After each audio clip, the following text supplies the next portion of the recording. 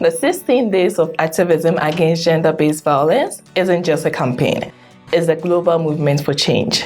In this episode, we are digging into what activism and advocacy really looks like in our community, beyond the headlines and hashtags. It is about awareness, action, and the everyday choices that moves us closer to a world free from violence. We'll also talk about how each of us can take meaningful steps towards ending gender-based violence. Across the prairies, the wind is a constant companion, drifting down from the mountains, across the hills and valleys, forests and plains. The wind is a harbinger of change. It whispers warm breezes across snow-covered winter landscapes and caresses sunny summer evenings. It whips up snow into blizzard frenzies and boils up ominous black clouds of prairie thunderstorms. And if you listen closely, you might hear messages in the wind which speak of hope, change, and renewal. This is Voices in the Wind, a regular broadcast from the Chinook Sexual Assault Centre, where we share news about our mission to end sexual violence and child abuse across southwestern Alberta.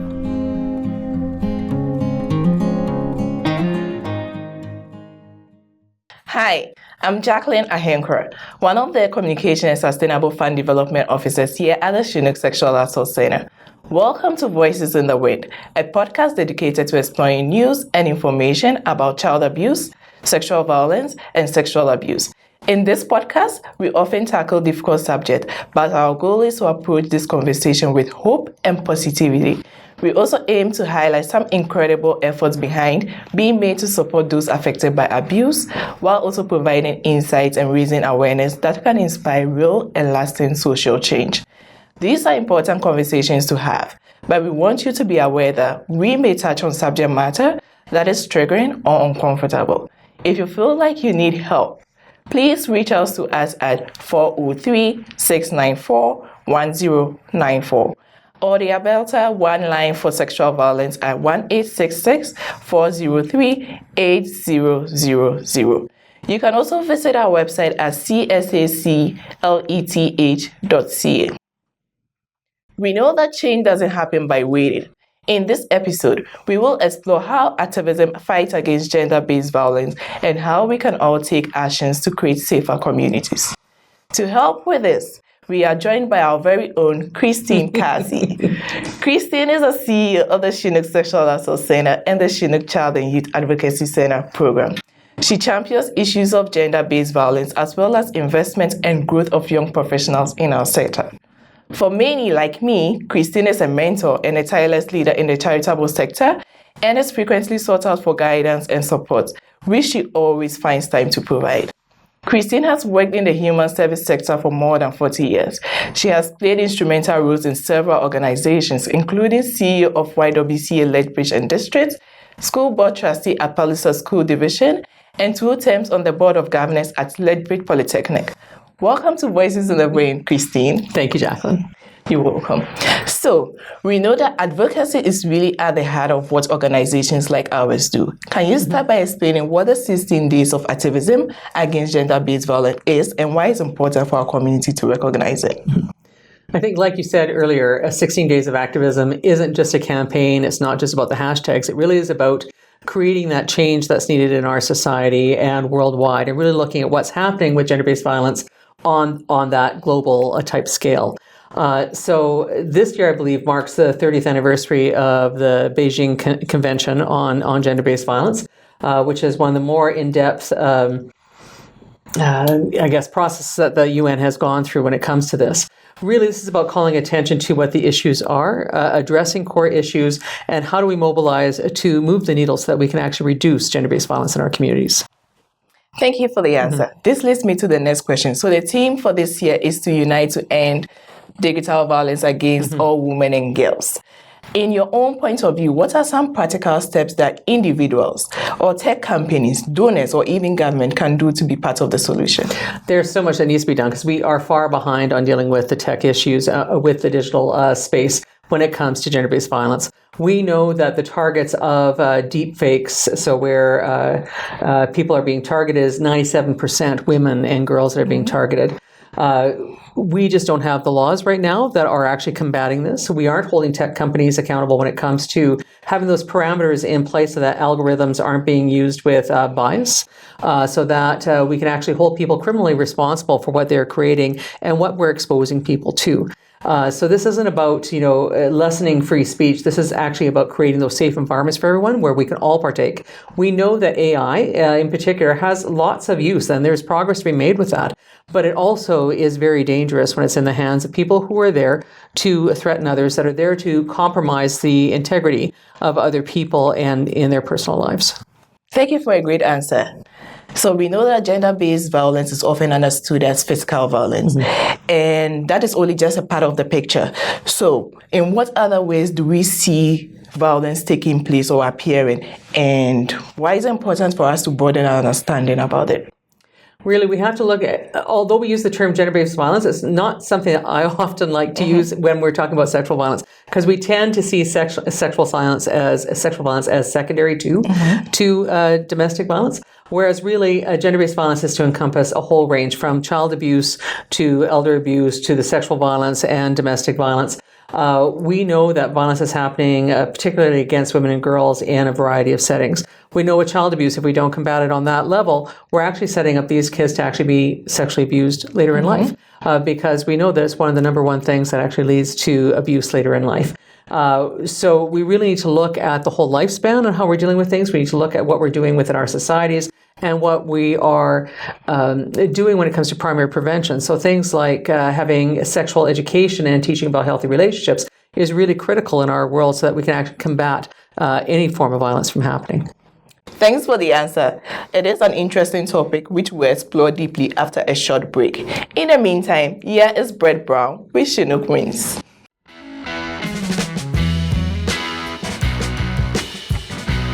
Hi, I'm Brett Brown, and welcome to Chinook Wins, our monthly summary of news and events at the Chinook Sexual Assault Centre. First, we want to say thanks to everyone who participated in our Beyond the Surface tattoo raffle. Our heart goes out to everyone who bought a ticket and the amazing artists that donated prizes. Special thanks to Samantha Ambler at Libertine Tattoo, Dylan Babe at Dylan Babe Tattoo, Jeannie Freeman at Fortune's Favor Tattoo, Etoile McPherson at Fortune's Favor Tattoo, Cass Mitchell at Tats by Cass, Sebastian Murray at Laloon Blue, Kelsey Nicole at Libertine Tattoo, Selena Osborne at Libertine Tattoo, and Andrew Page at Andrew Page Tattoo. Santa Claus is coming to town, and we invite you to meet him at the Center Village Mall in Lethbridge on Saturday, November 29th, and on Saturday, December 6th from 11 a.m. to 3 p.m. Parents can bring their kids down to share their Christmas wishes with Santa and get a professional picture taken with the Jolly Old Elf by photographer Mason Hill of Hill Media for just $10. We'll also have free coffee and donuts from Tim Hortons, 13th Street North for the first 100 participants, a silent auction with some great items donated by local businesses, and goodie bags for kids. Proceeds from the event will support the Chinook Child and Youth Advocacy Centre. Of course, Christmas is also the season of giving, and here at the Chinook Sexual Assault Centre, we want to say thanks in advance for your amazing support. We ask that you imagine giving the gift of healing from trauma and abuse with therapy that can help our clients move forward towards a helpful future. Imagine giving the gift of hope, ensuring a child's story is heard, believed, and protected. Imagine giving the gift of support with a donation which helps ensure that we can walk with those impacted by abuse through the trials and tribulations of the justice system. And imagine giving the gift of help, ensuring that there is someone here to listen, help, and believe. Your donation to the Chinook Sexual Assault Centre will bring hope, healing, help, and support when people need it the most. Visit our website to donate. We invite you to join us for Creative Pathways to Wellness on December 11th from 5:30 to 7 p.m. when we'll be doing dot art painting on rocks and coasters. Explore this incredible art form and learn more about the healing power of art. Creative Pathways is all about exploring different forms of art, in support of your own well-being. Art can be used as a tool for grounding and coping. It can be brought into our self-care routine as a way of relaxing, unwinding, and expression of self. It reduces stress and is even known to increase blood flow to the part of the brain associated with pleasure. This is an open group and supplies are limited, so registration is required to join.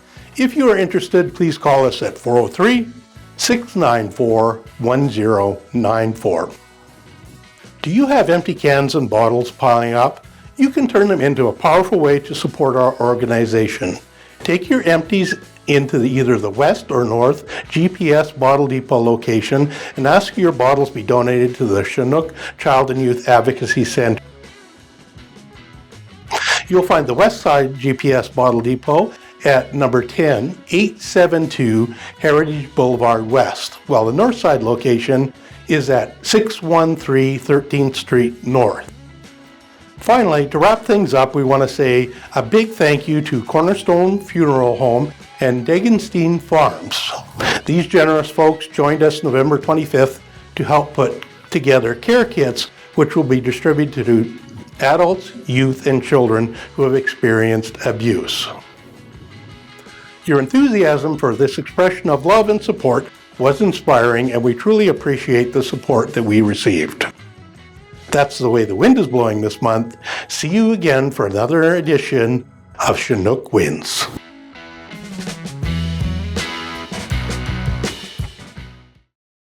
Thanks, Brett.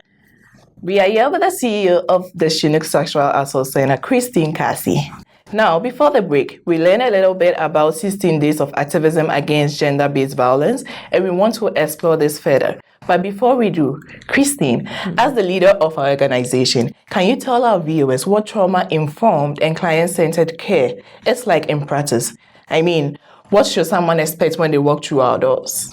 Really, when someone walks through our doors, they really should expect that they are the center of their own world, that they actually lead the journey of what their healing is going to look like and what they need. So we really work from the perspective that information, choice, and control are paramount in regaining autonomy and in helping people to move forward. So you'll get information about what services we have, you'll get information about what those options are that you have before you, but in a way that's going to be measured at a pace that works for you. It's really important that we don't overwhelm people and that we really work from where they're at. We want to make sure that they have the information that they need when it comes to if they're looking at therapy, if they want to seek some sort of justice regarding that, if they want to report to the police or if they have reported what type of supports they want. And again, having some control on what needs to happen as they're moving forward. So this is really, it's incumbent on us as an agency to make sure all our staff are very well trained when it comes to what trauma-informed care is, what person-centered is, and how they respond to sexual violence. They are specialists specific to sexual violence, and in our Child and Youth Advocacy Centre, specific to child abuse. So it's really important that we give full information and that we allow people and really enable them to be able to make those decisions for themselves and where they'd like to go.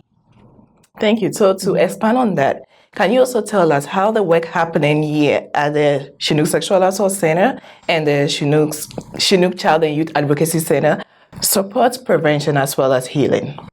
Certainly. A lot of that has to come down to our public education efforts that we do, both in professional training and in other training for the public. The more we can talk about the issues in a public forum, the more people get comfortable talking about the uncomfortable, so that we don't allow this to happen in the shadows, that we can bring it out front and then people can talk openly about either what their experiences are, what their experiences have been for their loved ones, that we can actually move the needle on actually addressing these issues in our society.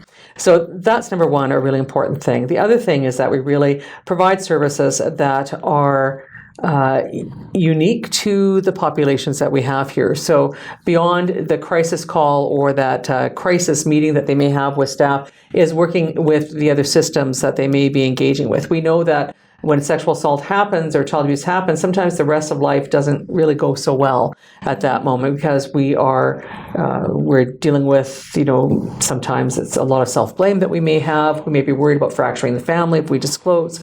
We may be worrying about, if there's other things that are going to happen to my body or our own safety and the rest of it. So it's really important for us to work with those systems, be it if they have social benefits, or if they're involved with children's services, or if they're involved with the police, on how those systems work together to better support them. We know for some they can't, if they're in school, they may not be able to attend to their studies as well as what they did before because they can't concentrate. So what are those tools that they need to be able to move past that and to be able to, again, be more active in society the way that they want to be? And so all those things come together, so there's a pathway that they can go and actually regain that autonomy, regain that strength, and do the rest. The basic message is the abuse does not define who you are, and that you can regain that control on your life and have a very productive and happy life as well. Awesome. So we are seeing more cases where digital tools are being used to stalk or harass women and girls. Can you explain to us how online abuse can sometimes spill over into real life violence? Certainly. When we talk about sexual violence in particular, we talk about a continuum of violence that happens right from the catcalling that may happen as people are walking down the street all the way up to incest or sexual assault. And we know most of us would agree, hopefully all of us would agree, that all of it, or certainly the last parts of it, are absolutely egregious and shouldn't be happening in our society.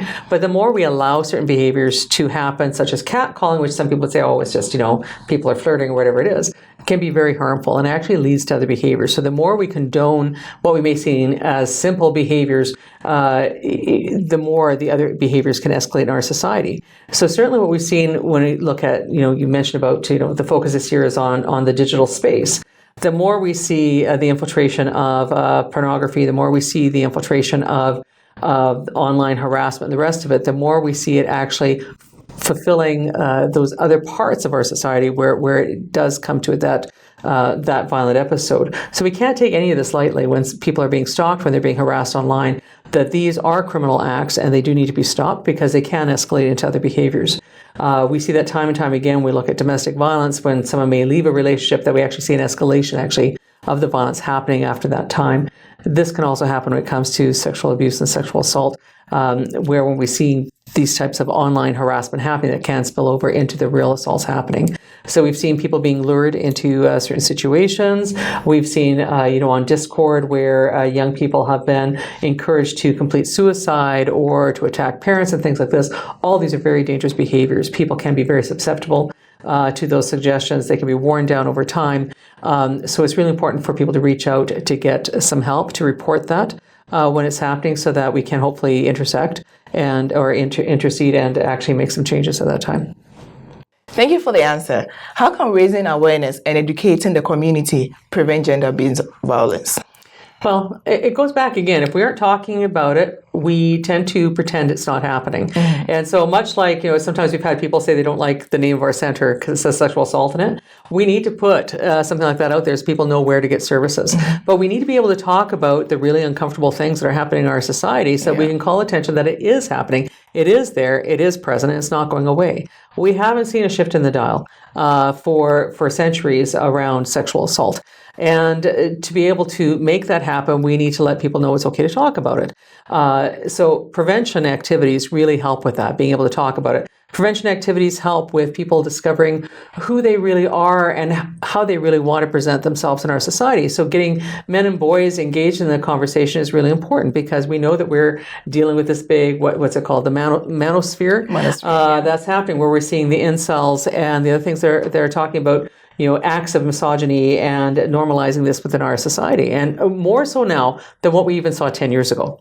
Right? Mm-hmm. So we've seen this explosion of things happen in this last while. So it's really important that we call out these behaviors and that we actually, inform people of what those, what the impacts are, and to look at ways that we can, again, intercede to make those changes. I don't know if I answered that right, but there you go. Finally, why is it important for organizations like ours to use our platforms like events, social media, or even conversations like this podcast to talk about the 16 days and even beyond? So many things. And you're right, 16 days and even beyond, because this issue has not gone away in our years of work for what we've done with this. So we know that we have to make a greater investment to actually, again, move that needle so that we can make sure that things are based on people's human rights, that we're all respected and that we're all safe in our communities and in our homes.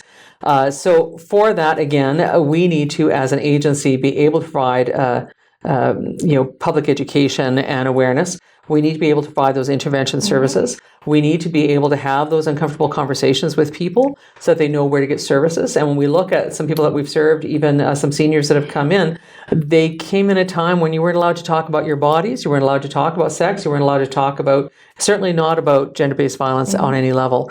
And for people to have peace in their life and be able to move forward and to be fully engaged in their society, everyone should have that opportunity. And part of that is knowing that you're going to be safe and knowing that we all are worthwhile. And so I think that's why we have to keep doing this work.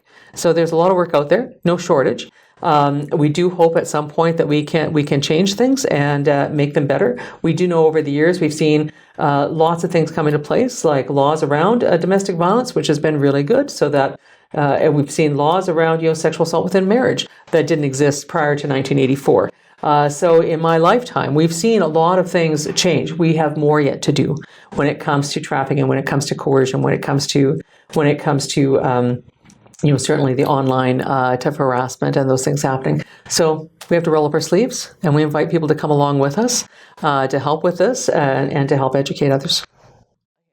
Absolutely, there was more work to do. So that wraps up this episode of the podcast. Thanks, Christine, for joining us. Thank you. I also want to take a moment to let everyone know that this will be my last podcast. I would like to use this opportunity to sincerely thank the team here at the Center for their support during my time here. A special thank you to Christine and my colleague Brett for their tremendous guidance and coaching. It has truly made a difference for me. And to our viewers, thanks for watching.